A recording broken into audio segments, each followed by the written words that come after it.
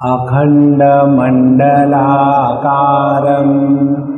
व्याप्तं येन चराचरं तत्पदं दर्शितं येन तस्मै श्री गुरवे नमः। अज्ञानतिमिरान्धस्य ज्ञानाञ्जनशलाकया चक्षुरुन्मीलितं येन तस्मै श्री गुरवे नमः। गुरुर्ब्रह्मा गुरुर्विष्णुः गुरुर्देवो महेश्वरः गुरुरेव परं ब्रह्म तस्मै श्री गुरवे नमः। तस्मै श्री गुरवे नमः। तस्मै श्री गुरवे नमः। चेत्याभासमेवास्य चितेः संकोचनं भवेत्। चेत्याभाने चिति पूर्णां परिच्छेदविवर्जनात् कालादिभिः परिच्छेदो यदि तस्या निरूप्यते अचेतितः परिच्छेदः चेतितो वा भवेत् वद।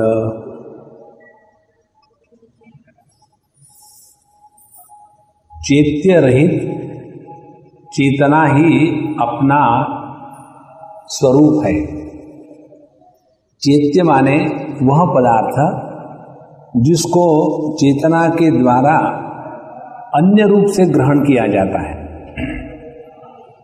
जैसे किसी भी वस्तु की सिद्धि होती है जब वह वस्तु चेतना के प्रकाश में आ जाती है।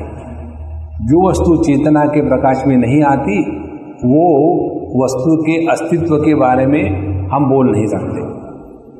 और इस प्रकार से चेतना ही संकुचित होकर के उसको मन कहा जाता है और मन के माध्यम से द्वैत की अनुभूति और उसके बाद जगत। यहाँ तक हमने कल देखा चेतना का संकोच माने मन और संकुचित मन माने जिसमें अहम और इदम का भेद। अहम इदम का भेद माने अपने आप को चैतन्य रूप से स्वीकार करना और उसके बाद जड़ की भी अनुभूति होना।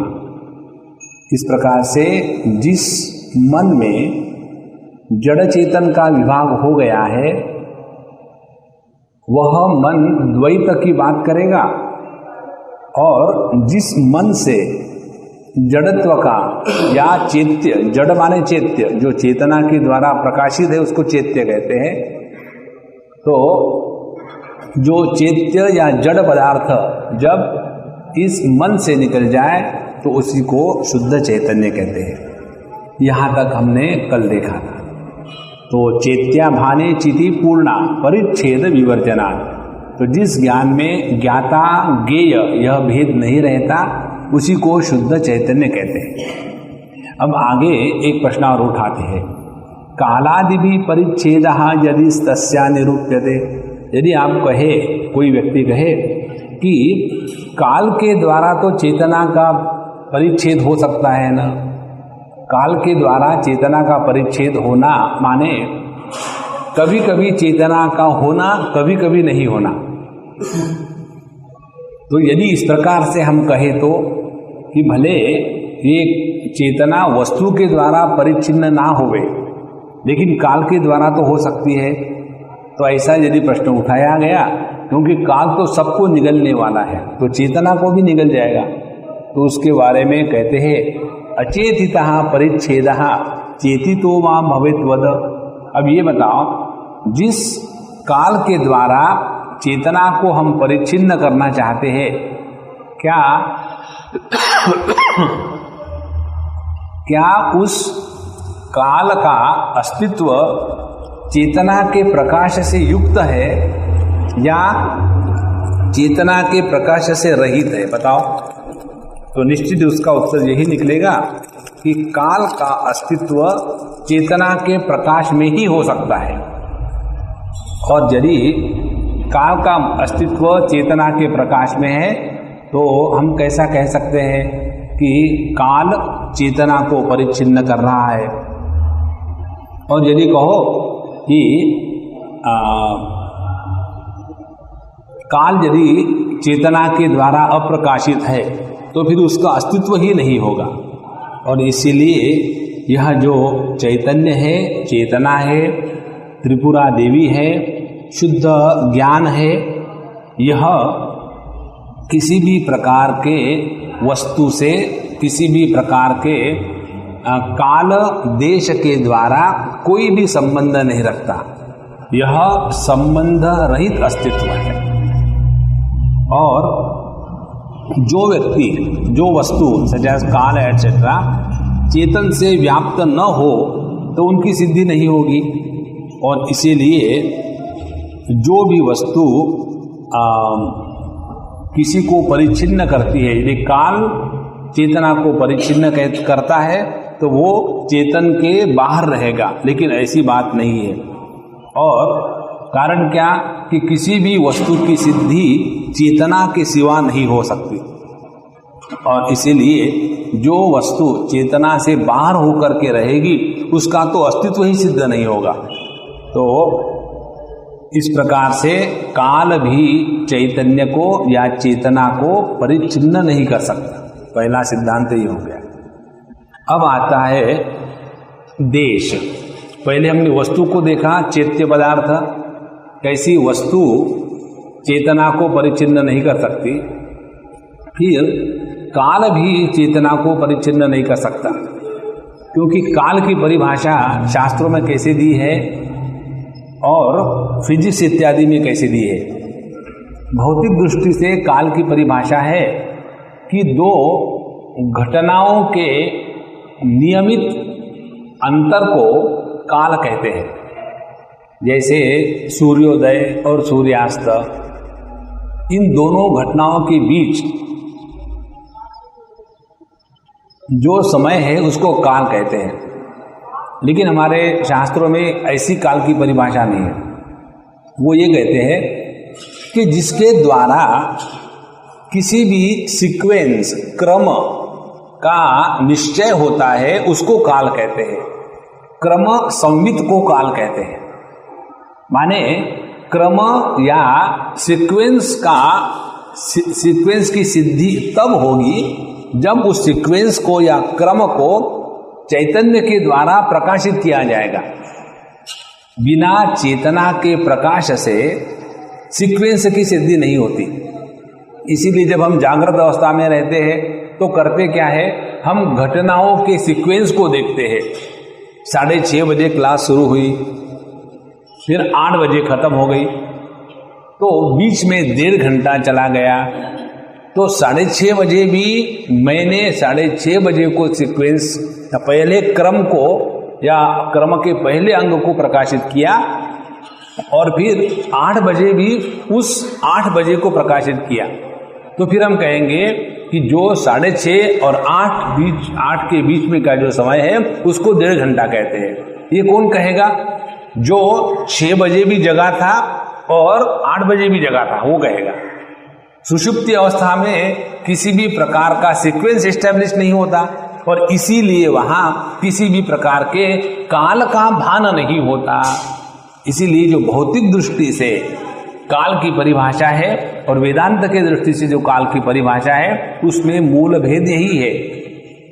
भौतिक दृष्टि में काल के निर्माण में, निर्मिति में जगत के घटनाओं का महात्म्य है, और वेदांत के अनुसार काल के निर्मिति में चेतना के प्रकाश का महात्म्य है, और इसीलिए इस चैतन्य को ही काल कहते हैं।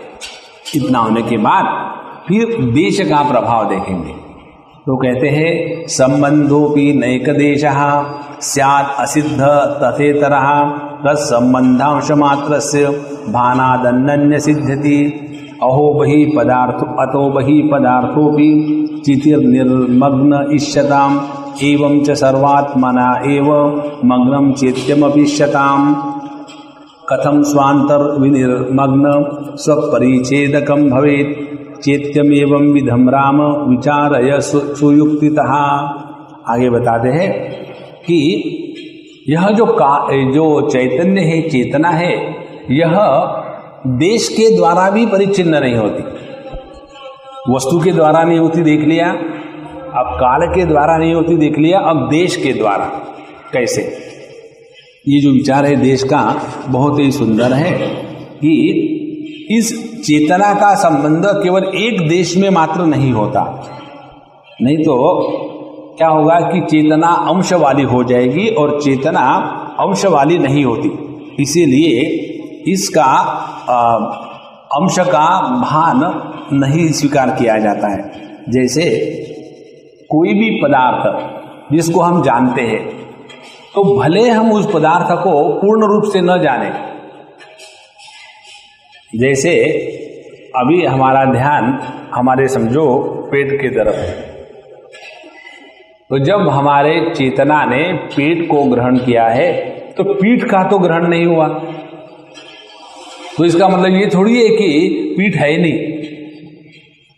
ये विचार, इसी प्रकार का विचार योग शास्त्र में भी आता है। माने किसी भी वस्तु के अंश का हमको ज्ञान हुआ, इसका तात्पर्य ये नहीं है कि देश के द्वारा चेतना परिच्छिन्न हो गई है। तो फिर क्या है? तो कहते हैं कि जो भी पदार्थ, जो भी वस्तु हम जानते हैं वह चेतना में डूबी हुई होती है। ये भी एक ध्यान करने का बहुत सूक्ष्म साधन बताया है शास्त्रों में कि हम अपने आप को ऐसी भावना करें कि जिस प्रकार से पानी अपने में रहने वाली मछली को अनुभव करता होगा, इससे भी सूक्ष्म पानी अपने में रहने वाले लहर को अनुभूत करता होगा, इससे भी सूक्ष्म पानी अपने में रहने वाले समुद्र को अनुभूत करता होगा। उस प्रकार से शुद्ध चैतन्य इस संपूर्ण जगत को अनुभूत कर रहा है। देखो कितने सुंदर बात। तो इसीलिए प्रत्येक वस्तु कालतः, देशतः और वस्तुतः संपूर्ण इस चेतना में डूबी हुई है। तो कथम स्वांतर विनिर्मग्नम स्वपरिच्छेदकम भवेत्, क्या लहर, समुद्र या मछली पानी को परिच्छिन्न कर सकती है? और इसलिए हे परशुराम जी, एवं विधम राम विचारय सुयुक्तितः, इस प्रकार से युक्ति के द्वारा विचार करो। फिर जो वस्तु चेतन के भीतर भासती है, अब इससे और आगे चलेंगे। यहां तक आ गए तो अभी तक हमने क्या किया कि मन दृश्य नहीं है। दूसरी बात, क्योंकि मन के ही द्वारा सबका ग्रहण होता है और यह मन ज्ञान स्वरूप होते हुए भी जब इसमें अन्यता की दृष्टि निर्माण हो जाती है, तब अन्यता युक्त मन को मन कहते हैं और अन्यता युक्त रहित मन को चैतन्य कहते हैं। इस प्रकार से यह शुद्ध चैतन्य, इसमें दूसरेपन का लांछन नहीं है। और ये जो शुद्ध चेतना है, ये वस्तुतः, कालतः और देशतः परिच्छिन्न नहीं हो सकती। यहां तक हमने देखा है। अब अगली स्टेप, ये अगली स्टेप और जबरदस्त है। चितेर अंतर्भासमानम प्रतिबिंबात्मकम भवेत् न भावोदर गोभावः भवन लोके सुदृश्यते।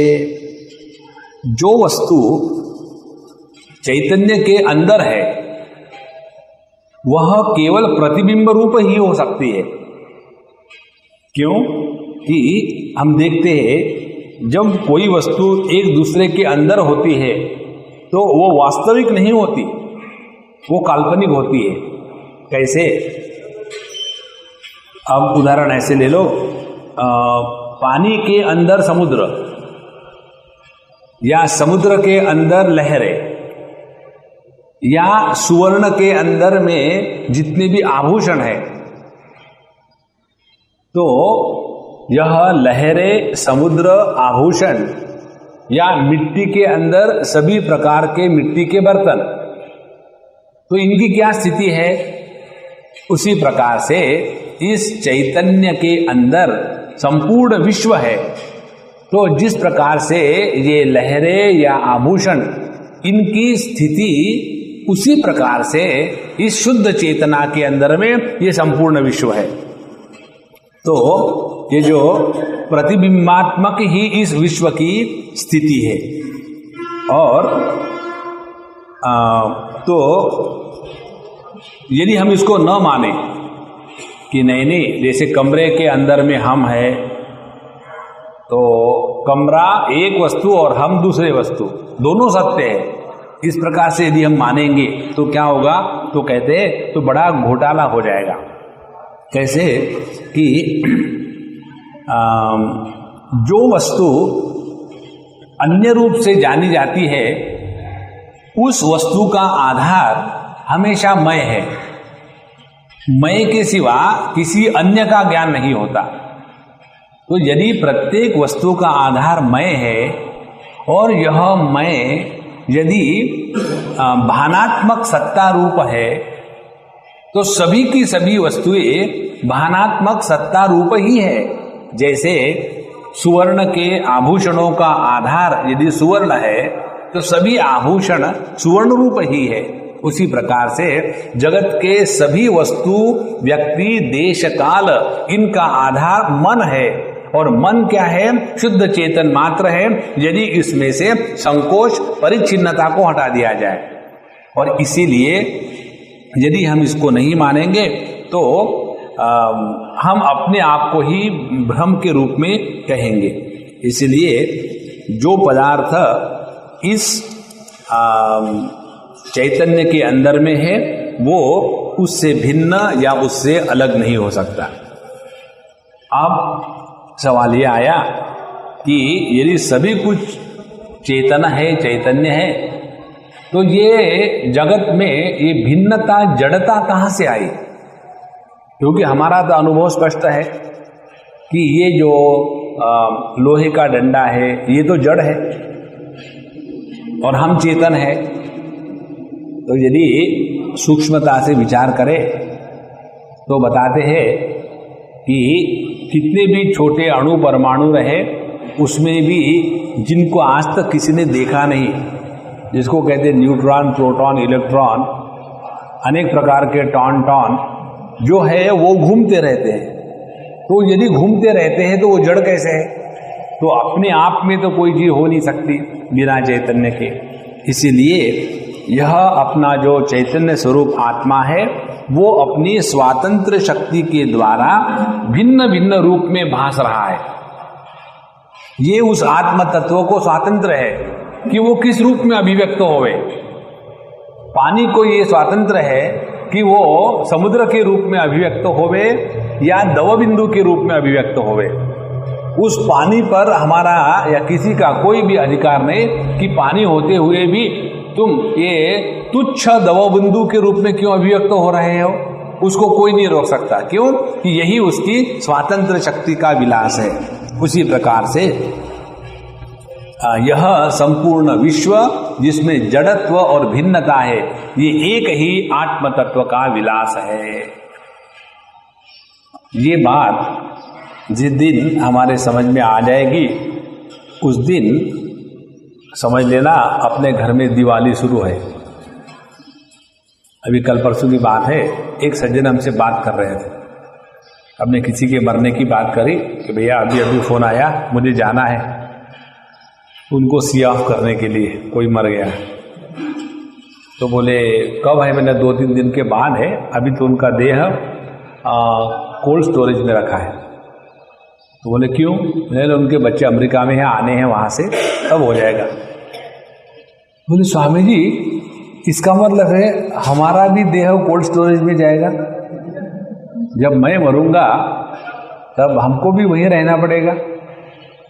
तो हमने कहा आप वेदांत पढ़ रहे हो, वेदांत का श्रवण किया है, वेदांत की बात करते हो, और फिर भी तुम्हारे मन में ये प्रश्न आता है।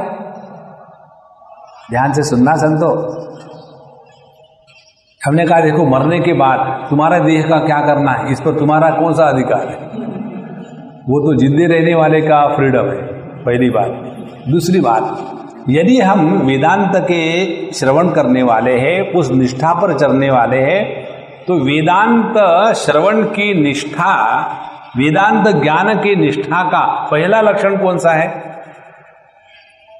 मृत्यु के बारे में एक भी संकल्प नहीं उठना। तब जाकर के वेदांत की निष्ठा पक्की है।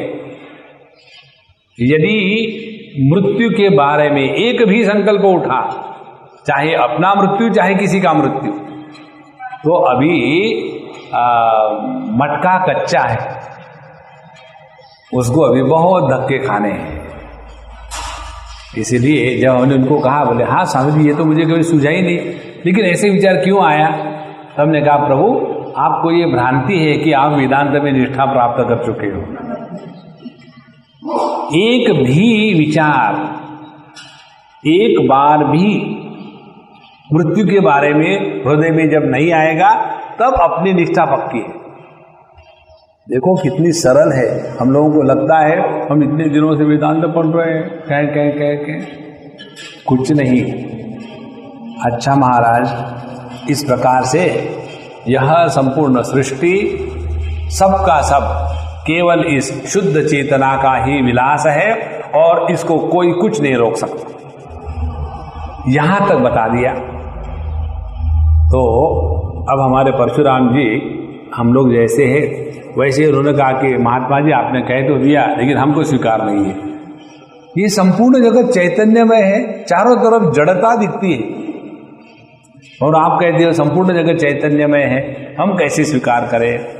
इसलिए वो कहते हैं इति वाक्यम समाकर्ण्य पुनः पप्रच्छ भार्गवः भगवन् भवता प्रोक्तम दुर्घटम प्रतिभाति में शुद्धाचिति विचित्रैका भासते इति असंभवात्।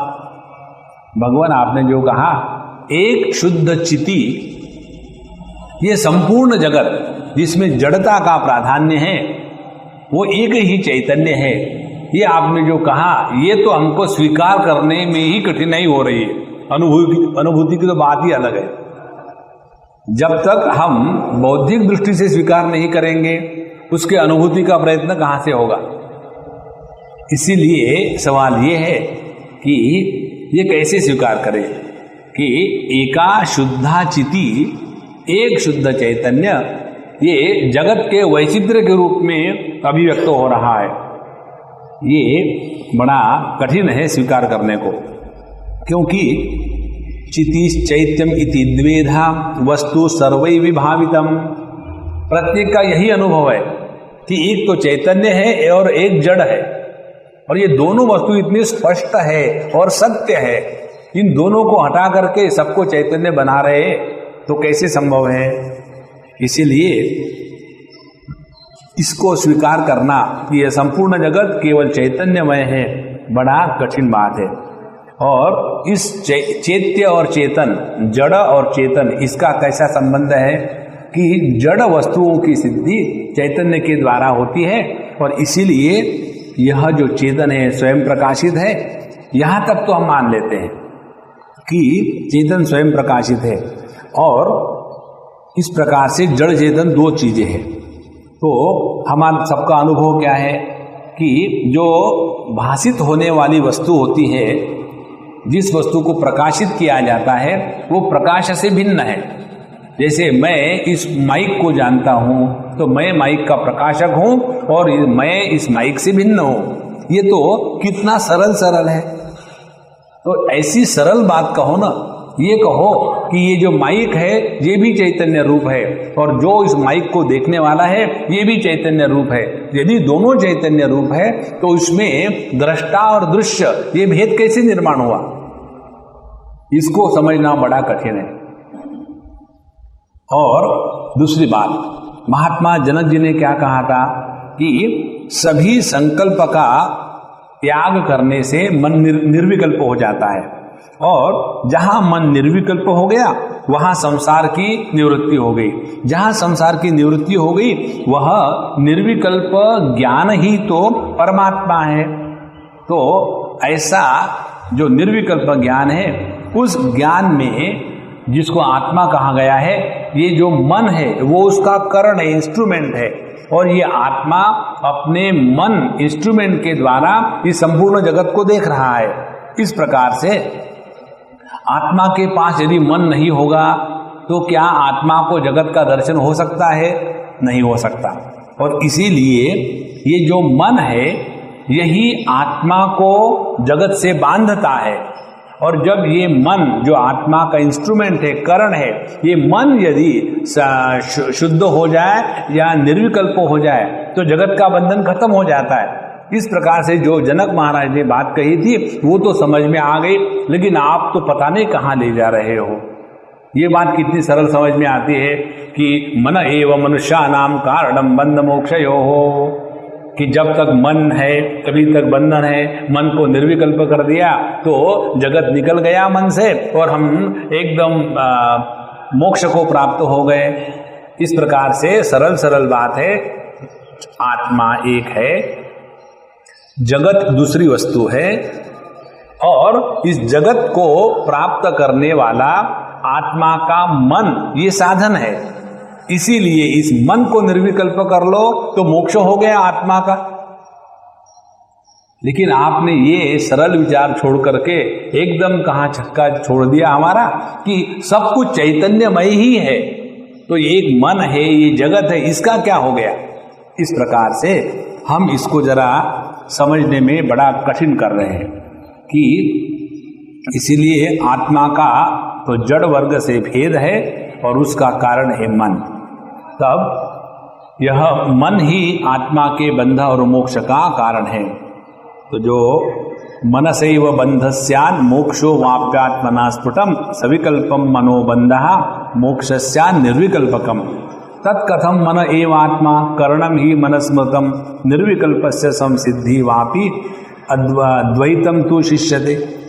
ऐसी अवस्था में क्या हो जाएगा कि ये जो मन है जिसके माध्यम से आत्मा जगत को ग्रहण कर रहा है, ये मन ही आत्मा है, ये तो मानना बड़ा कठिन है, क्योंकि मन तो करण है, इंस्ट्रूमेंट है। इसीलिए निर्विकल्प मन के द्वारा आत्मा का मोक्ष होगा, और मन यदि सविकल्प रहेगा तो आत्मा का बंधन होगा। इस प्रकार से मन और आत्मा ये द्वैत तो बना रहा है, और ऐसा होते हुए भी आप कहते हैं कि केवल चैतन्य मात्र है, ये हमको समझ में नहीं आ रहा। और यदि आप कहोगे भ्रांति है, क्योंकि भ्रांति कह करके आप हमारा मुंह बंद करते हो, तो कहते हैं कि अथापि लोके दृष्टोस्ति यस्य भ्रांति ही असंसहि नहीं भ्रांति असत्या स्यात् अद्वैतम तत्कथम भवे। आप कहो कि ये भ्रांति के कारण है। अरे महाराज, भ्रांति के कारण देखने वाला रज्जू सर्प मिथ्या होगा, लेकिन भ्रांति है ये तो सत्य है ना। देखो कितनी सुंदर बात कही। माने वो कहते हैं भ्रांति का जो कार्य है, जो सांप हम देख रहे हैं रस्सी पर, वो तो मिथ्या मान लेंगे, ठीक है, लेकिन भ्रांति है ये तो सत्य है कि नहीं। तो भ्रांति यदि सत्य है तो उसका कार्य मिथ्या कैसे होगा। माने कहाँ व्यक्ति की विचारधारा पहुंच सकती है। आत्मा को तो छोड़ दिया सत्य के रूप में, पहले जगत को पकड़ लिया, फिर द्वैत को सत्य किया, अब कहते हैं भ्रांति सत्य है। ऐसा अपना मन है महाराज, इसीलिए इस मन को अपने स्थान पर ही टिका के रखना है। इसलिए भ्रांति के द्वारा जो हमको दिखता है उसको तो हम असत्य मानने को तैयार है, लेकिन भ्रांति तो सत्य है ना। इस प्रकार से इस जगत में द्वैत का अभाव हो ही नहीं सकता। और जो वस्तु असत्य होती है, हम जो कहते हैं ना रज्जु सर्प के जैसा, जो वस्तु असत्य होती है उसके द्वारा कभी कोई व्यवहार हो सकता है क्या?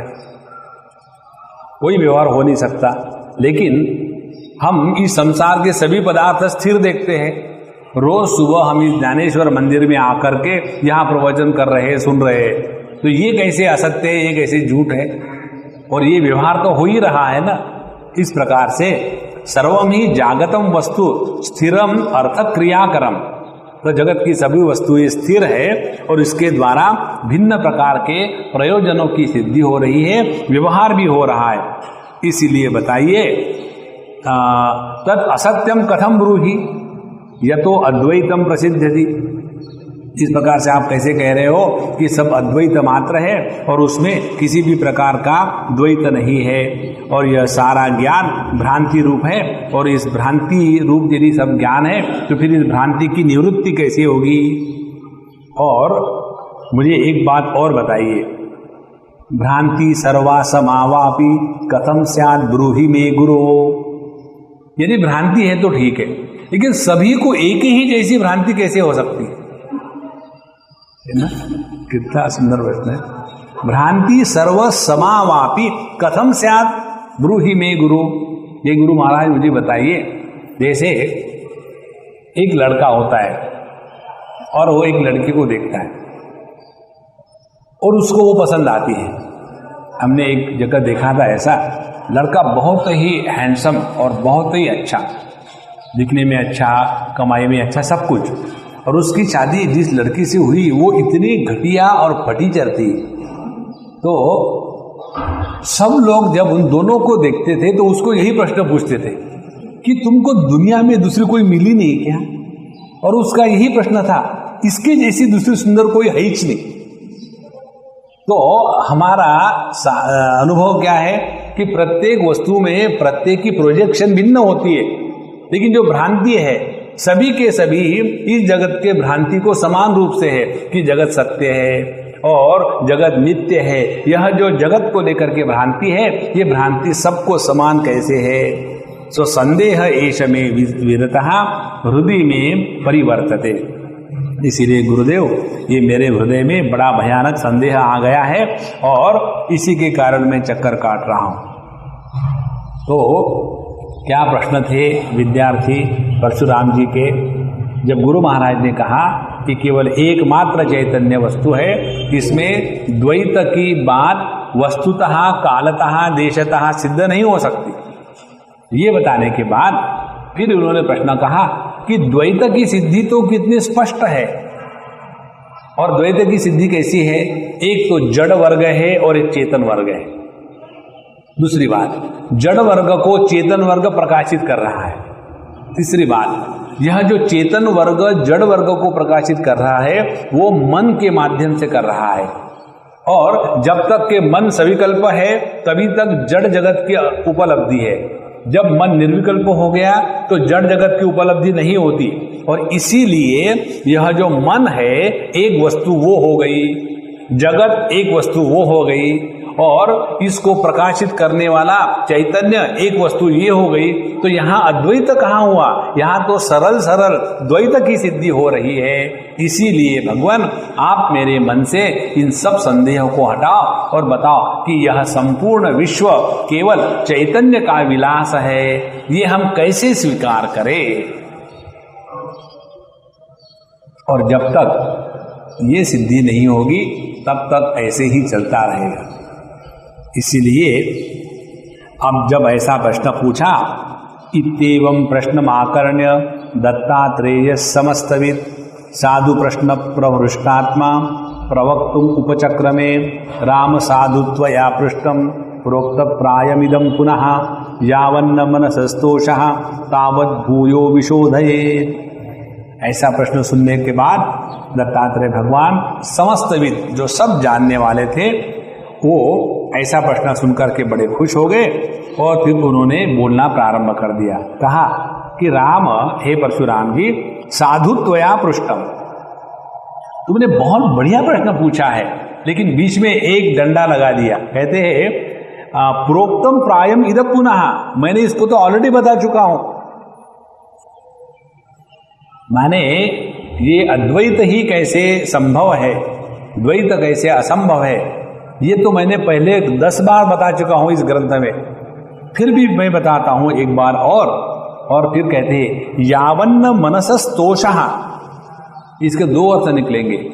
जब तक के अपना मन एकदम शुद्ध, एकाग्र और किसी भी प्रकार के संकल्प विकल्प से रहित नहीं होता, तब तक के इस अद्वैत तत्व की अनुभूति ग्रहण नहीं हो सकता।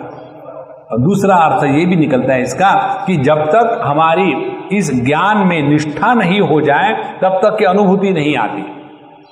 इसीलिए कहते हैं कि यावन्न मनसः तोषः तावत् भूयो विशोधयेत्, इसी को कहते हैं मनन की प्रक्रिया। तो हमने सुन तो लिया है, सब कुछ चैतन्य है, अब ये हमारा अनुभव है कि ये संभव नहीं है, जगत जड़ है, जड़ जगत को प्राप्त करने वाला मन ज्ञानात्मक है, और इस ज्ञानात्मक मन के माध्यम से जिसको प्राप्ति हो रही है वो आत्मा चैतन्य है। तो ये 3 स्पष्ट विभाग होने के बाद भी सब कुछ चैतन्य है, ये कैसे संभव है? तो इसके ऊपर में दिन में 24 घंटे विचार करते रहे, विचार करते। और आगे कहते हैं कि यदि ठीक प्रकार से, योग्य प्रकार से प्रश्न नहीं पूछा जाए तो गुरु भी क्यों बोलेंगे? तो गुरुर्वापि कथम ब्रूयात् अपृष्टः तन्मनोगतम प्राणिनां हि बुद्धि भेदात् तर्कः पृथक् अवस्थितः अपृष्ट्वा स्वस्वभावी विमतम कसंदेहात् विमुच्यते। तो अपने मन में जो भिन्न भिन्न संदेह है, किसके बारे में? जगत के बारे में। हमारा जो संदेह है अपने मन के बारे में, हमारा जो संदेह है अपने स्वरूप के बारे में, और हमारा जो संदेह है ये सब एक कैसे है? जब इसमें द्वैत की अनुभूति स्पष्ट है तो ये एक सब कैसे है?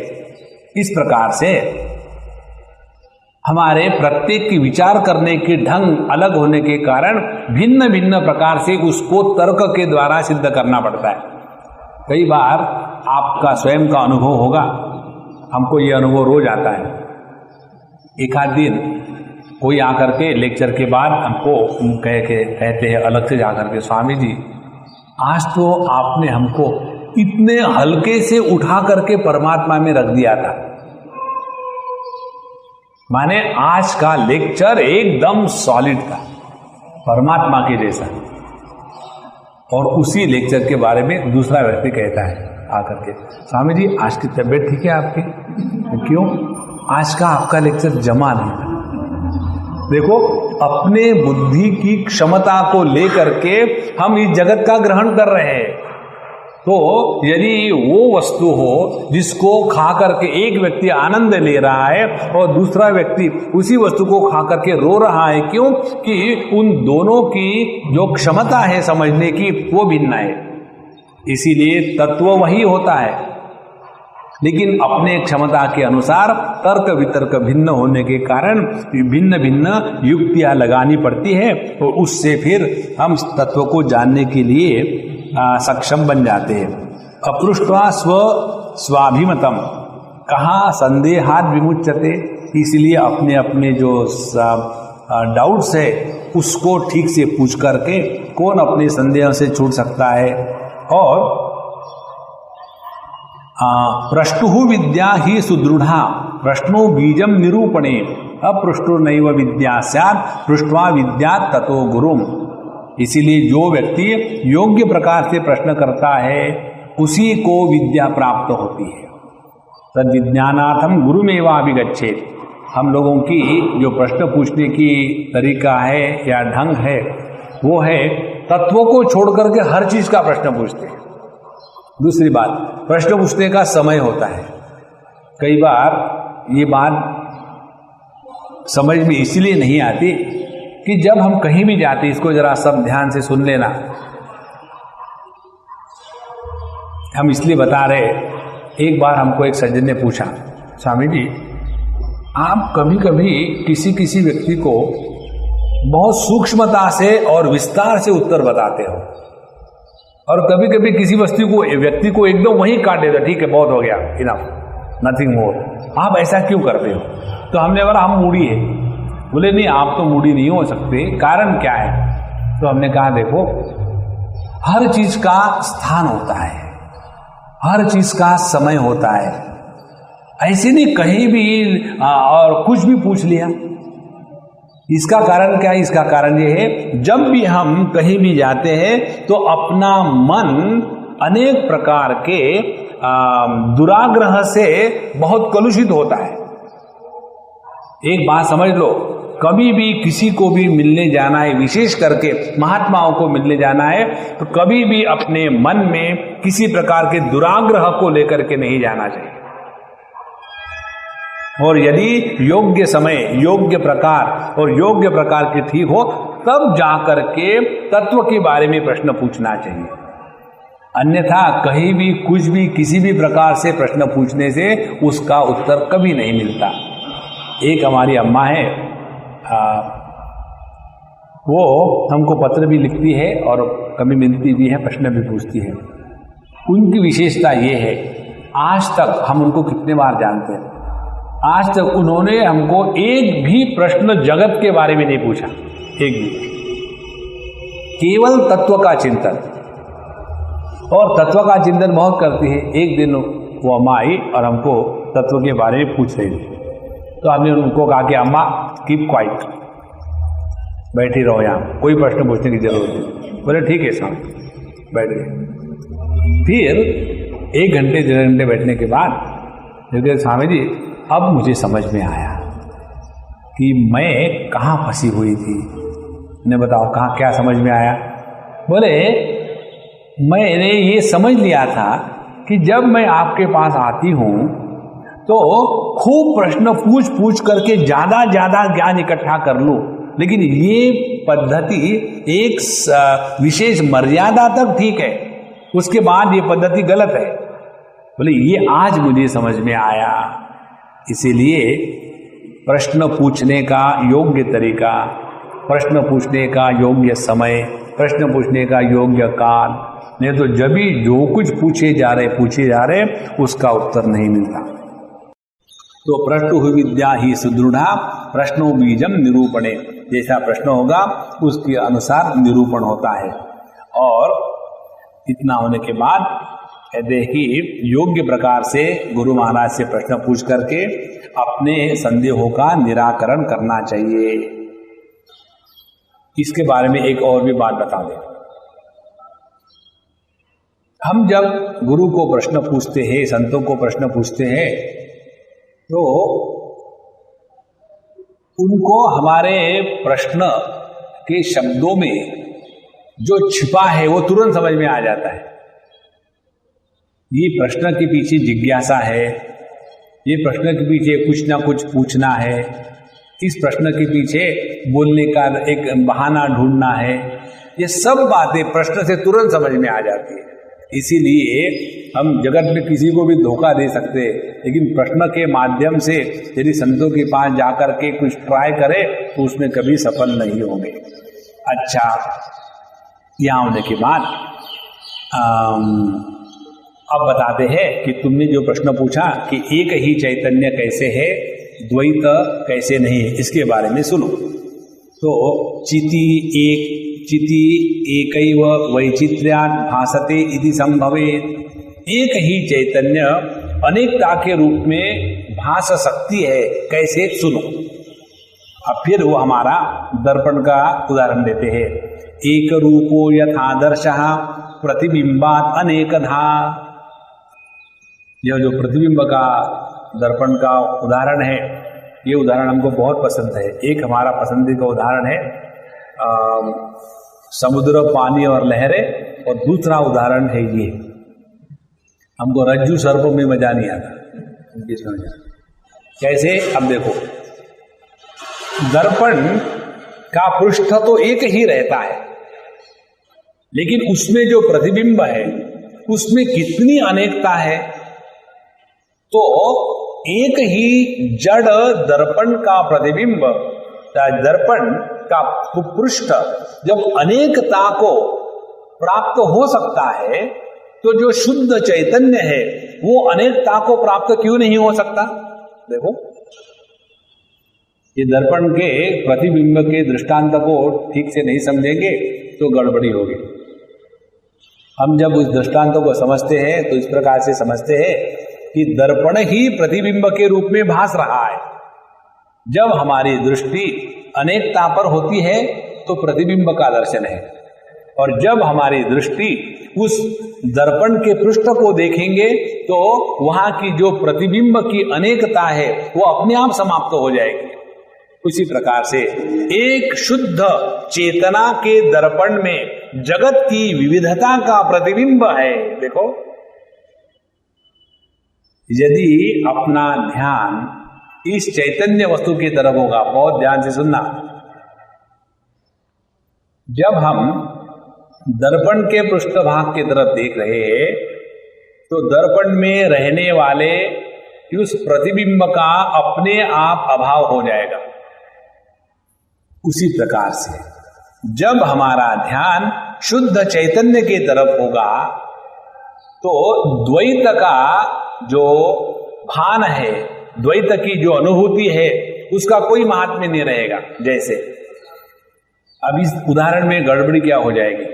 गड़बड़ी ये हो जाएगी, दर्पण को तो हम दृश्य रूप से देख करके उस दृश्य रूप दर्पण में जो प्रतिबिंब की अनेकता है उसका निराकरण हो गया, ऐसे समझ लिया।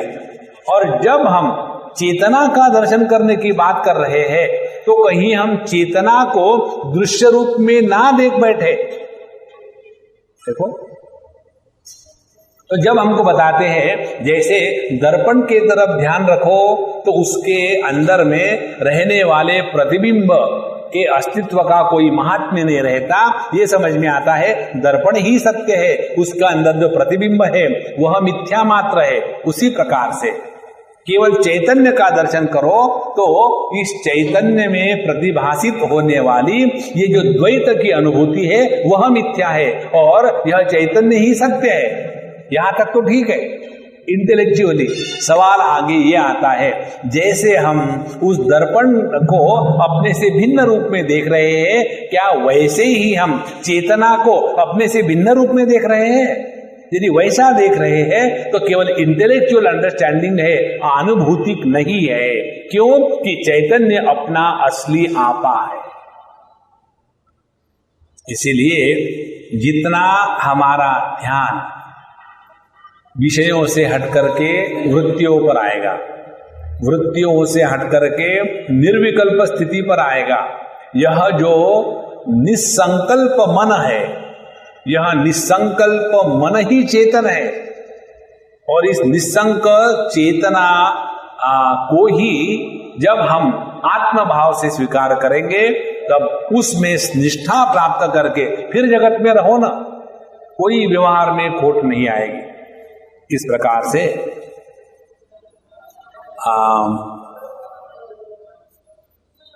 यह जो एक ही चैतन्य है उसमें अनेकता होती हुई भी अनेकता का कोई दोष नहीं है।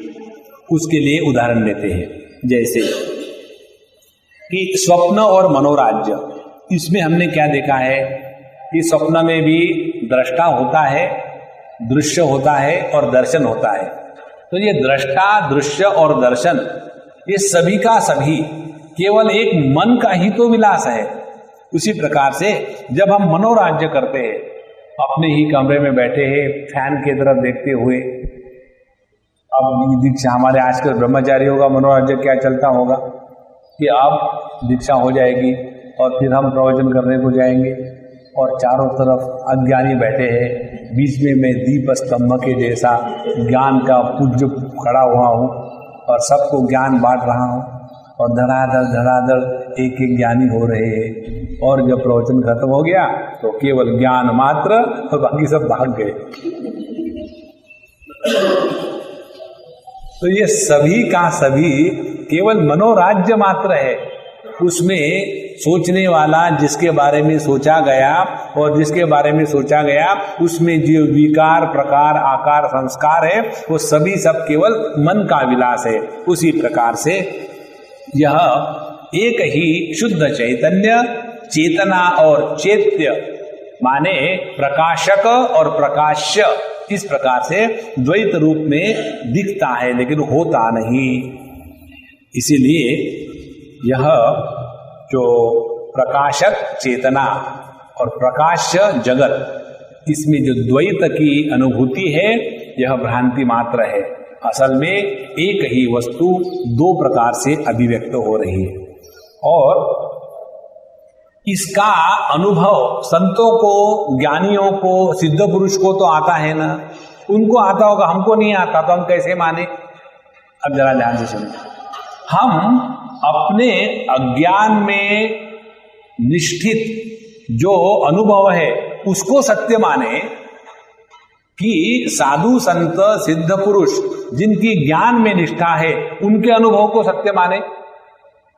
ये तो ऐसा ही होगा, उल्लू को सूर्य अंधकार रूप दिखता है और बाकी सबको सूर्य प्रकाश रूप दिखता है, तो क्या हम ये कहेंगे कि नहीं लेकिन उल्लू को तो अंधकार रूप दिखता है तो हम सब उल्लू है?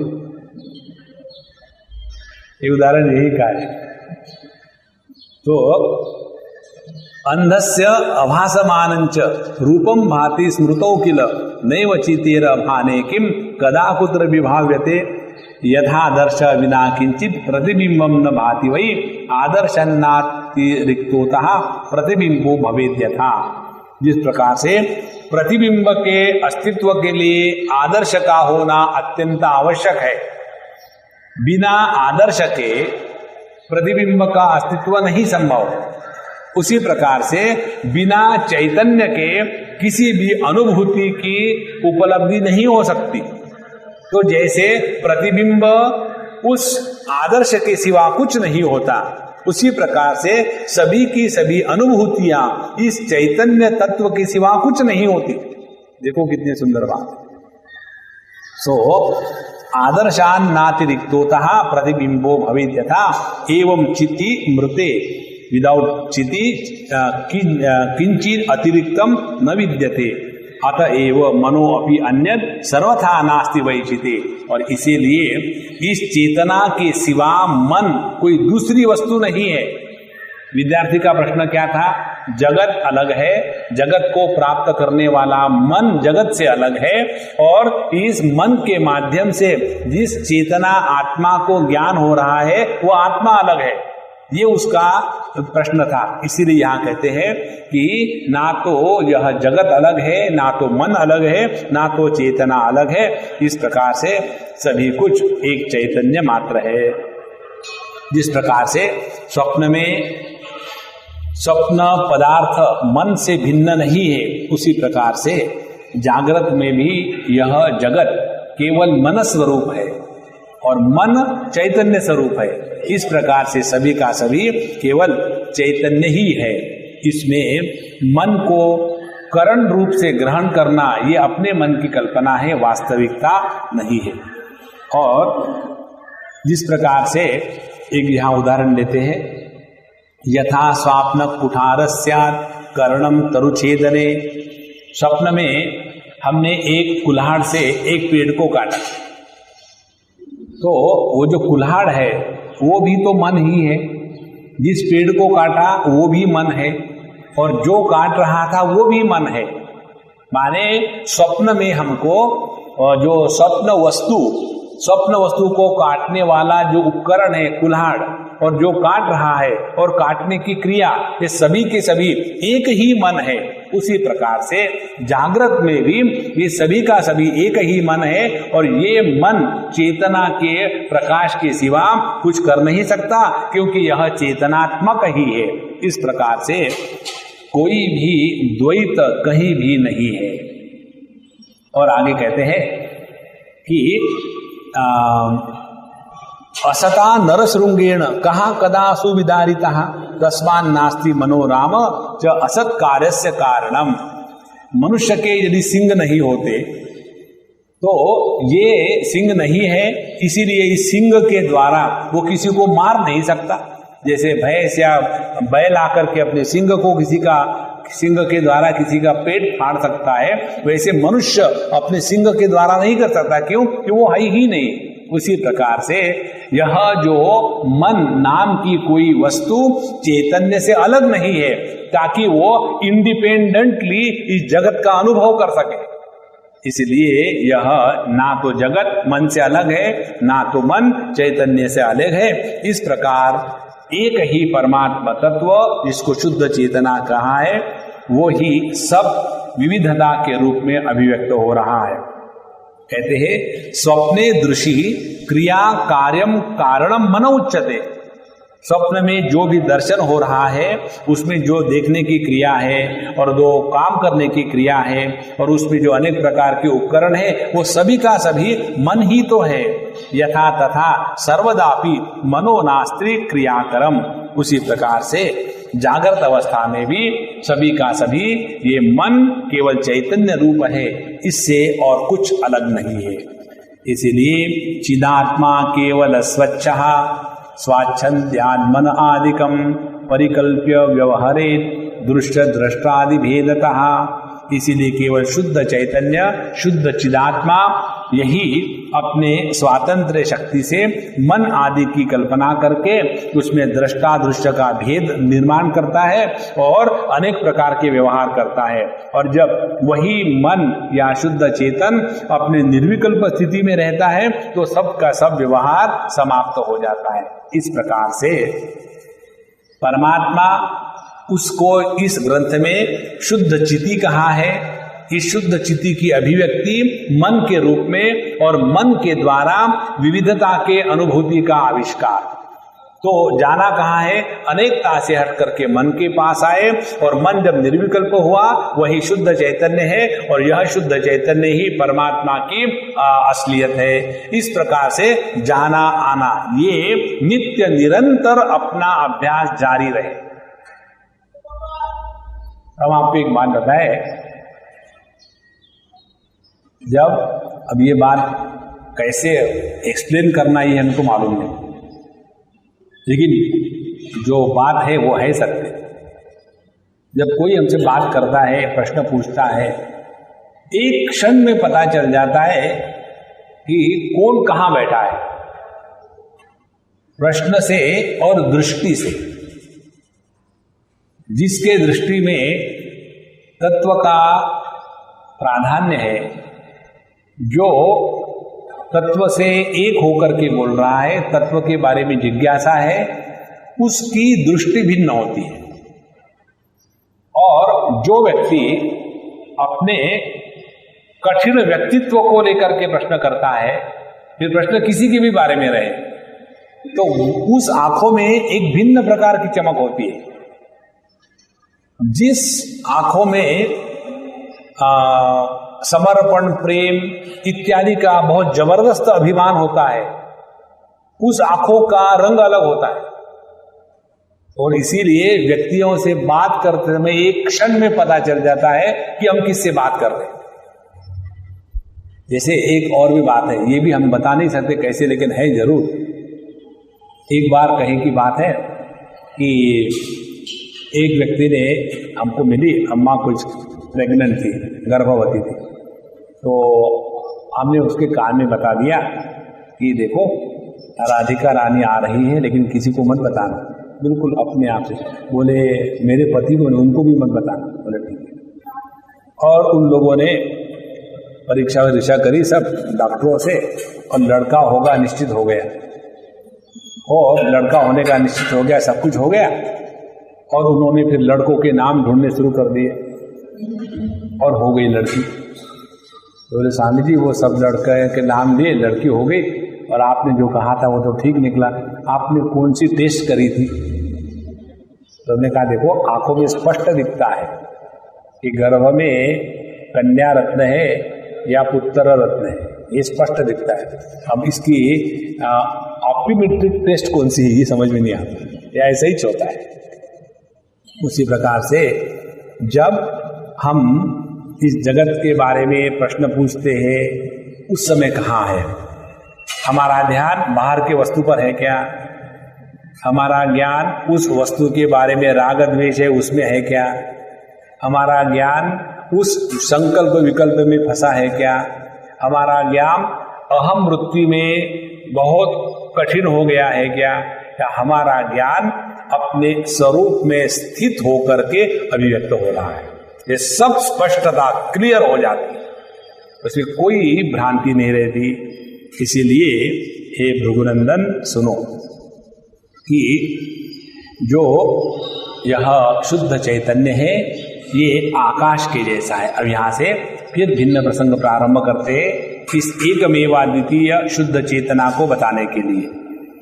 यह जो शृणु भार्गव चित्तत्वम परिपूर्णम अपि स्वयं न आकाश तुल्य चैतन्यात् स्वप्रकाशम अतः स्थितम आकाशश्च चिदात्मा च न विलक्षणतां गतौ पूर्णः सूक्ष्मो निर्मलश्च अजः अनन्तः अपि निराकृतिः सर्वाधारो अपि असंगात्मा सर्वांतर बहिर्भव विशेषस्तत्र चैतन्यम आकाशे तन्न विद्यते।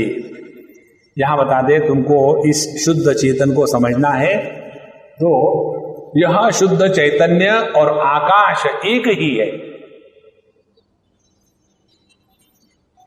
बहुत बहुत महत्व की बात है। इसी सिद्धांत को लेकर के हमारे भगवान ज्ञानेश्वर माउली ने कहा होगा कि परमात्मा कैसा है? जैसे आकाश भरीव, जैसे सॉलिड स्पेस, तो स्पेस भी कहो जो अवकाशात्मक है और सॉलिड भी कहो तो जो घनात्मक है। एक ही वस्तु एक ही साथ घन और पोकल कैसी रहेगी? देखो, can there be something simultaneously solid as well as empty? यदि वो होगा तो वो परमात्मा है। ये यहां उसी का यहां आधार है। कहते हैं यह जो आकाश है, आकाश को समझ लो तो परमात्मा समझ में आएगा। तो आकाश को कैसे समझना है? तो आकाश असंग है तो परमात्मा असंग है। आकाश का कोई आकार नहीं है, परमात्मा का कोई आकार नहीं है। आकाश को हम ग्रहण नहीं कर सकते, परमात्मा को ग्रहण नहीं कर सकते। आकाश का हम त्याग नहीं कर सकते, परमात्मा का त्याग नहीं हो सकता। आकाश का कोई रूप रस गंध इत्यादि कोई गुणधर्म नहीं है, तो आत्मा का भी कोई गुणधर्म नहीं है। आकाश सबको अपने में समा लेता है, परमात्मा भी सबको अपने में समा लेता है। सबका आधार होते हुए भी आकाश स्वयं निराधार है। उसी प्रकार से परमात्मा भी सबका आधार होते हुए भी अपने आप में निराधार है। ये आकाश अंदर बाहर सब कुछ है। बाहर भी आकाश है और दो कानों के बीच में भी आकाश है। तो ऐसा एक भी स्थान नहीं है कि जिसमें आकाश की उपलब्धि ना हो।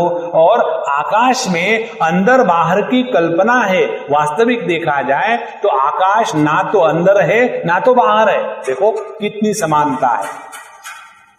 और जैसे आकाश पृथ्वी के द्वारा, जल के द्वारा, अग्नि के द्वारा और वायु के द्वारा किसी भी प्रकार से आकाश पर कोई प्रभाव नहीं पड़ता, उसी प्रकार से नैनम चिंदन्ति शस्त्राणि नैनम दहति पावकः न चैनम क्लेदयन्त्यापः न शोषयति मारुतः। ये चार महाभूत जो है, जिस प्रकार से आकाश को परिच्छिन्न या नष्ट नहीं कर सकते, उसी प्रकार से आत्म तत्व जो शुद्ध चिदात्मा है उसको भी यह चारों भूत स्पर्श नहीं कर सकते। इसीलिए इस परमात्मा को समझने के लिए परमात्मा आकाश के जैसा है, इस पर भावना करें। देखो कितनी सुंदर बात बताई है। अब इससे स्पष्ट रूप से परमात्मा का दर्शन और किसी ग्रंथ में नहीं हुआ है। एक एक शब्द यहाँ का बड़ा महत्व का है। और कहते हैं आकाशश्च चिदात्मा च न विलक्षणतां गतौ।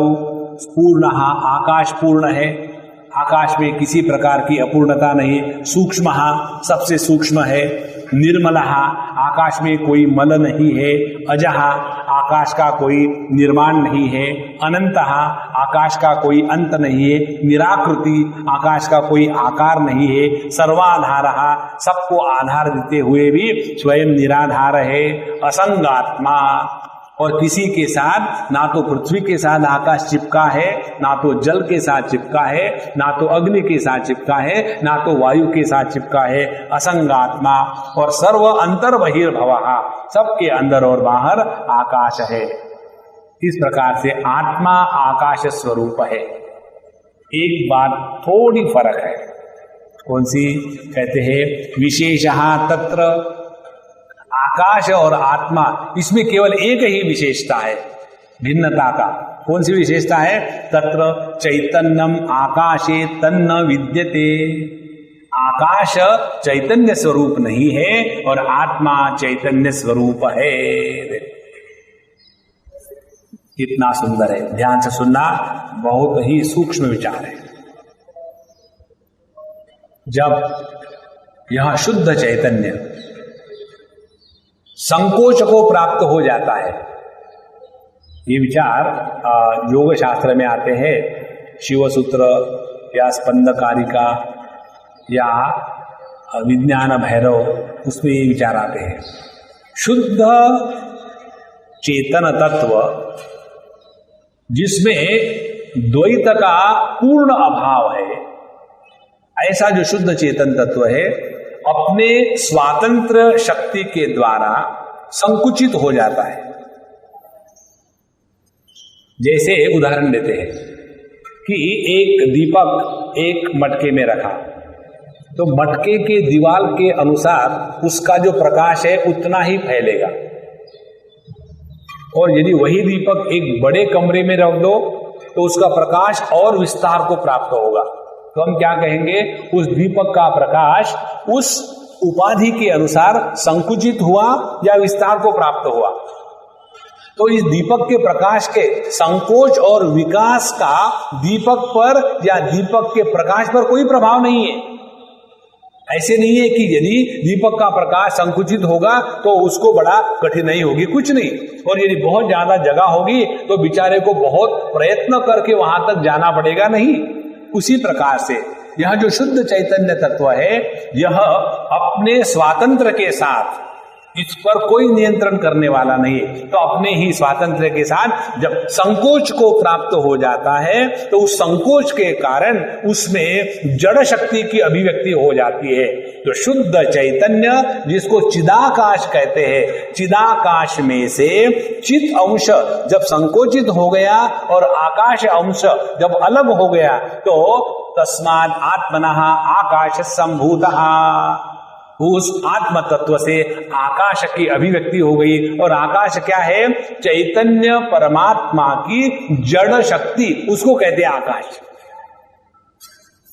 देखो, और चैतन्य परमात्मा की जड़ शक्ति कैसे संभव है? क्यों नहीं संभव? क्योंकि यह परमात्मा तत्व किसी के नियम में या कारण कार्य के अनुसार चलने वाला नहीं है, वो उसका अपना स्वातंत्र है। इस प्रकार से यह जो परमात्मा है आकाश के ही जैसा है, सिर्फ एक ही विशेष है उसमें, चैतन्यम आकाशे न विद्यते। अब वस्तुतः चैतन्य पूर्ण आत्मा आकाश उच्यते, माने चैतन्य युक्त आकाश को ही आत्मा कहते हैं। देखो, यदि हम इसको इस प्रकार से समझ लें, ये हमने आपको कहीं दूसरे संदर्भ में बताया था, 3 प्रकार के आकाशों की अनुभूति करनी है। तो इस 3 प्रकार के आकाशों की अनुभूति के द्वारा हम धीरे धीरे अपने स्वरूप में निष्ठा प्राप्त कर लेते हैं। पहला है भूताकाश। इस भूताकाश में ये भौतिक जगत रहता है, और इस भूताकाश में हम भी एक वस्तु है। तो भूताकाश हो गया आधार, और इस जगत में जितने भौतिक पदार्थ है वो हो गए उस आधार के द्वारा सपोर्टेड, आधेय। इस प्रकार से हमने भूताकाश को देख लिया। तो भूताकाश की अनुभूति क्या है कि इसमें आकाश और उस आकाश के द्वारा सपोर्टेड जो वस्तु है एक दूसरे से भिन्न है, ये समझते हैं। अब यहां से आते हैं दूसरे आकाश पर, जिसको कहते हैं चित्ताकाश। चित्ताकाश क्या है? चित्त का आकाश। चित्ताकाश में जितने पदार्थ है उन सभी पदार्थों का अस्तित्व केवल संकल्प रूप है, वृत्ति रूप है। तो जैसे स्वप्न की अनुभूति में वहां पंचमहाभूत होते हैं, वहां विविध प्रकार के प्राणी होते हैं, वहां अनेक प्रकार की वनस्पति होते हैं, वहां अनेक प्रकार के अच्छे बुरे लोग होते हैं, और ये सभी के सभी जो है केवल वृत्ति स्वरूप है। इसीलिए हम जो स्वप्न की अनुभूति करते हैं वो चित्ताकाश में करते हैं।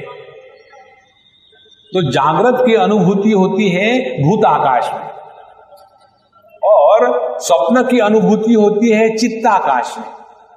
तो भूताकाश, चित्ताकाश, और तीसरा है चिदाकाश। चिदाकाश में क्या होगा फिर? चिदाकाश में सब कुछ चैतन्य स्वरूप ही है।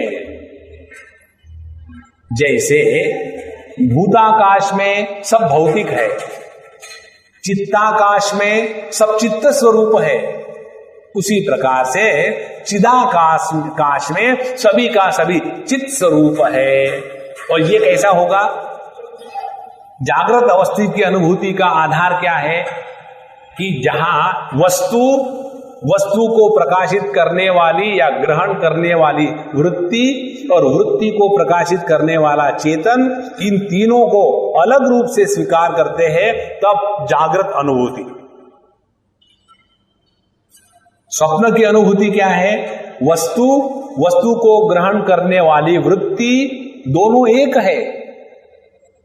वस्तु और वस्तु को ग्रहण करने वाली वृत्ति के सिवा कुछ नहीं, दोनों मन ही है। और इन दोनों को प्रकाशित करने वाला चैतन्य उस मन से अलग हो गया।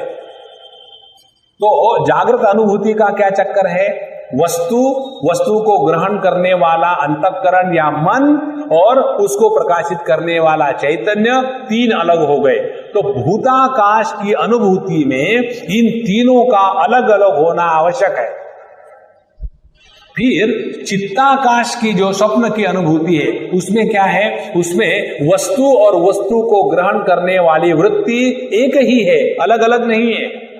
माने वस्तु वृत्त्यात्मक है और इस वृत्ति को प्रकाशित करने वाला चैतन्य इस वृत्ति से अलग है। ये हो गई स्वप्न की अनुभूति। अब तीसरी कौन सी पॉसिबिलिटी संभव है? वो जिसमें वृत्ति और वृत्ति को प्रकाशित करने वाला चेतन, इन दोनों का भेद समाप्त हो गया, वो है चिदाकाश की स्थिति। देखो, इसीलिए श्री कृष्णा जब तक बाहर के स्थूल वस्तुओं का महात्म्य हमारे हृदय में है, तब तक हम जागृत अवस्था के गुलाम बन करके रहेंगे, संसारी बन करके रहेंगे।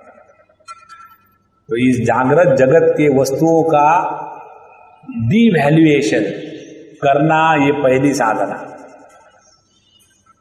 फिर आते हैं स्वप्न का निराकरण करने के लिए। वहां हम अपने अनुभवों को बहुत ज्यादा महत्व देते हैं। मैं दुखी हूं, मुझे इतना दुख हो रहा है, लेकिन किसी को कोई फिक्र ही नहीं मेरी कि मैं घर में जिंदा हूं या मरा हूं, मुझे सुबह से चाय मिली है या नहीं मिली है। सब अपने अपने में लगे हैं। भगवान तुम मुझे उठा क्यों नहीं लेते? भगवान कहते तुम यहां आकर के वही करोगे, वही बैठे रहो। तो अपने इस अनुभवों को इतना महत्व दे देते। क्या ये जो क्या ब्रांड होते हैं ना, उनके प्रति बिल्कुल सहानुभूति नहीं हो सकती। Constantly seeking attention. देखो, आध्यात्मिक साधक वो है जो निराधार होकर के रहता है। आधार पकड़ के रहने वाले संसारी है, साधक नहीं है। इसीलिए आप देखेंगे हमारे स्वामी जी से हमने ये बात सीखी है, उन्होंने हमको सब कुछ दिया, आधार भी दिया, लेकिन हमको उन्होंने निराधार बना दिया। ये तो हमेशा सम सपोर्ट इज रिक्वायर्ड, इधर से उधर से, इधर से उधर से। और हम असल में क्या है, वो एक तत्व जो इस जगत का संपूर्ण सृष्टि का जो आधार है, उसको यदि प्राप्त करना है तो बाहर के वस्तु और इस जगत के अनुभव इसी में फंसे रहेंगे तो कहां उस तत्व की प्राप्ति होगी। इसीलिए कोई भी गुरु अपने शिष्य को अपने पर कभी लटकने नहीं देता। हमारे स्वामी जी कहते थे, I am not a mule guru carrying the load of the disciple. हाँ चलो, छोटे बच्चे को क्या बताया था ना, बीट इस प्रकार से गुरु महाराज, हाँ, node is node, you have to उद्धरेद आत्मनात्मानम नात्मानम अवसादये। तब जाकर के हम इस जागृत अवस्था से हटेंगे स्वप्नावस्था में। स्वप्नावस्था माने अनुभव का क्षेत्र, जिसमें हम अनुभव को बहुत महत्व देते हैं। इसीलिए जिसको समझो कभी कोई बुरा सपना पड़ा, तो जब जागृत अवस्था में आने के बाद लोग हमको क्या पूछते हैं कि स्वामी जी मुझे ऐसे सपना पड़ा कि एक बहुत बड़ा नाग आया और आकर के मेरे गोद में ऐसा करके सो गया। तो इसका क्या मतलब है?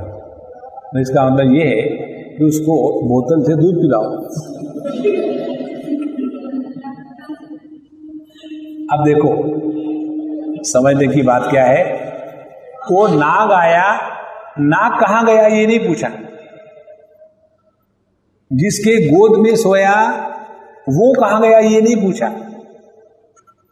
वो जो नाग था उसका ब्रीड कौन सा था वो नहीं पूछा, और जिसके गोद में सोया था वो लुंगी पहन के था या चड्डी पहन के था वो भी नहीं पूछा। पूछा क्या है, वो अनुभव, और उस अनुभव को लेकर के हम पूरा जीवन चलाते हैं। इसीलिए जिस व्यक्ति के जीवन में भौतिक वस्तुओं का महात्म्य है वो जागृत अवस्था के गुलाम, और जिसके जीवन में अपने जगत के अनुभव का महात्म्य है वो स्वप्नावस्था के गुलाम है। और उससे निकलने के लिए जहां हम ये मन, उसके संकल्प विकल्प, उसके अच्छे बुरे अनुभव, इसके परे चले जाएंगे, तब जाकर के चिदाकाश में स्थिति होगी, अन्यथा नहीं। इसलिए इस ग्रंथ में जो आकाश के रूप से तत्व का प्रतिपादन हुआ है, ये साधना की दृष्टि से बहुत ही सूक्ष्म और अच्छा है। इसलिए कि चैतन्य युक्त आकाश क्या होगा, इसका यदि हम चिंतन करेंगे तो आत्म तत्व में फिट हो जाएंगे। इसलिए नहीं आत्मा आकाशयो भेदः लेशतः अपि हि विद्यते, य आकाश स आत्मा एव यश्चात्मा आकाश एव सः। इसीलिए आकाश और आत्मा कोई भिन्न नहीं है। आकाश आत्मा के जड़त्व की अभिव्यक्ति को कहते हैं, और आत्मा आकाश के चैतन्यात्मक अभिव्यक्ति को कहते हैं। एक ही तत्व की दो बातें हैं, एक दूसरे से भिन्न नहीं है। और अज्ञापश्यन्त्यात्म रूपम आकाशमिति वै भ्रमात्, और अज्ञानी लोग जो है अपने आप को आकाश रूप से भ्रम से देखते हैं, और इसीलिए वो इस अभाव में रह जाते हैं कि यदि ये देह नष्ट हो जाएगा तो मेरा अभाव हो जाएगा, और यदि मेरी धन दौलत चली गई तो मैं निष्कांचन हो जाऊंगा। इस प्रकार से अपने तुच्छता का या अभाव का जो अनुभव है वो उन्होंने जीवन में आकाश में रहने वाली वस्तुएं, आकाश या भिन्न प्रकार के अनुभव, इसको ज्यादा महत्व दिया इसलिए होता है। यदि तत्व के तरफ दृष्टि रहे तो ये नहीं होगा। सौरालोकम यथा उल्लू कहा तमो मात्रम प्रपश्यति, जैसे उल्लू सूर्य को अंधकार रूप देखता है, उसी प्रकार से अज्ञानी लोग इस संपूर्ण आत्म तत्व को भिन्नता के रूप में देखते हैं। और आकाशम एव विज्ञास्तु पश्यन्त्यात्म चिदात्मकम पराचिति परेशानी स्वच्छ स्वातंत्र वे भवात् अवभासयत आत्मानं परिच्छिन्नम अनेकधा यथा राम स्वमात्मानं स्वप्ने बहुवधम पृथक। इसलिए ज्ञानी पुरुष इस आत्म तत्व को चेतनात्मा के रूप में देखते हैं। चेतनात्मा का ही तात्पर्य है चिदात्मा। चेतन माने चित, आत्मा माने आत्मा, तो चिदात्मा या चिदाकाश ये एक ही शब्द है। तो जो ज्ञानी पुरुष है इस आत्मा को चैतन्य के रूप में देखते हैं, और यह जो भगवती पराचिति है वही आत्मा का दूसरा नाम है, और अपने स्वातंत्र बल से ही अनेक प्रकार के परिचिन्नता के रूप में प्रकट होती रहती है। जैसे मनुष्य स्वप्नावस्था में अपना ही मन अनेक प्रकार की परिचिन्नता के रूप में स्वयं को ही भासता है, उसी प्रकार से यह एक ही परमात्मा, एक ही चैतन्य, एक ही चिति परिच्छिन्न दृष्टि से दिखती है, लेकिन असल में देखा जाए तो वो वैसा नहीं है। कैसा नहीं है इसके बारे में उदाहरण से पता चलेगा। यह हमने शायद आपको कल परसों बताया था कि जब हम तत्व से अलग होकर के समझने का प्रयत्न करेंगे तो द्वैत की सिद्धि होगी, और जब हम तत्व से एक होकर के समझने का प्रयत्न करेंगे तो अद्वैत की सिद्धि होगी। कैसे? जब हम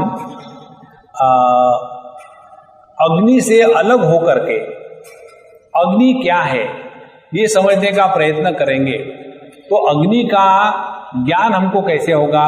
अग्नि वो है कि जो दूसरों को जलाता है और दूसरों को प्रकाश देता है, ये हमको अग्नि का ज्ञान हुआ।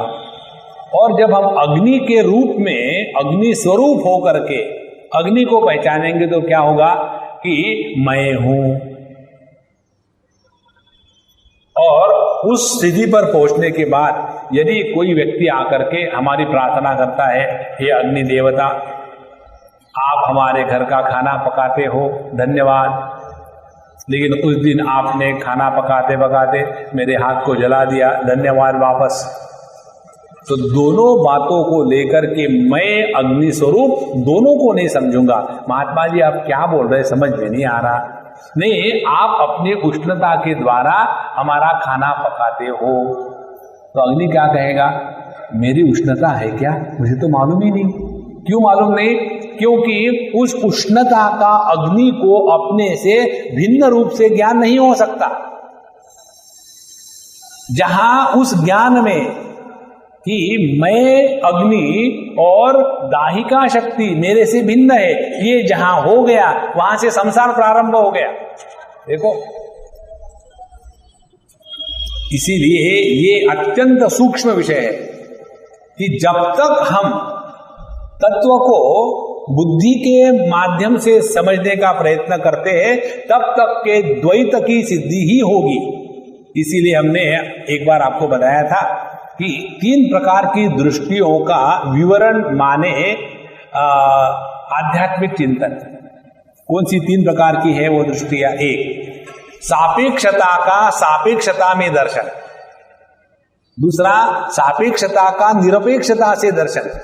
और तीसरा, निरपेक्षता के अनुसार सबका दर्शन, माने लहर का लहर को देखना, एक ये दर्शन है। दूसरा, लहर समुद्र को कैसी देखती है, ये दूसरा दर्शन। और तीसरा, पानी लहर और समुद्र को कैसा देखता है, ये तीसरा दर्शन। देखो, लहर जब लहर को देखेगी तो कंपटीशन होगी, लहर जब समुद्र को देखी तो समर्पण होगा, भय होगा। और जब पानी समुद्र और लहर को देखेगा तो पानी और समुद्र को अपने से भिन्न रूप में देख ही नहीं सकता। तो पानी के दृष्टि से अद्वैत की सिद्धि करने की साधना नहीं करनी पड़ती, और अपने लहर और समुद्र के दृष्टि से केवल परेशानी मात्र रहेगी। इसीलिए जितनी साधना है अपने दृष्टिकोण को बदलने की साधना है। तो जब जड़ वस्तु के तरफ से देखेंगे तो द्वैत, जब अपने मन के अनुभव के माध्यम से देखेंगे तो द्वैत, और जब शुद्ध चैतन्य के तरफ से जगत का दर्शन करेंगे तो एकमेवा द्वितीयम नेह नानास्ति किंचन, इसमें स्वाभाविक सिद्धि हो जाएगी। इस प्रकार से इस तत्व को आकाश के रूप में जानेंगे, तब जाकर के इसका दर्शन ठीक होगा। और ऐसे यह शुद्ध चैतन्य इस विविधता में होते हुए भी उसके द्वारा अनेक नहीं बना, ये दृष्टांत के द्वारा समझाएंगे, उसको हम कल देखेंगे। ओम पूर्णमदः पूर्णमिदं पूर्णात् पूर्णमुदच्यते पूर्णस्य पूर्णमादाय पूर्णमेवावशिष्यते। ओम शांति शांति शांति। हरि ओम। श्री गुरुभ्यो नमः।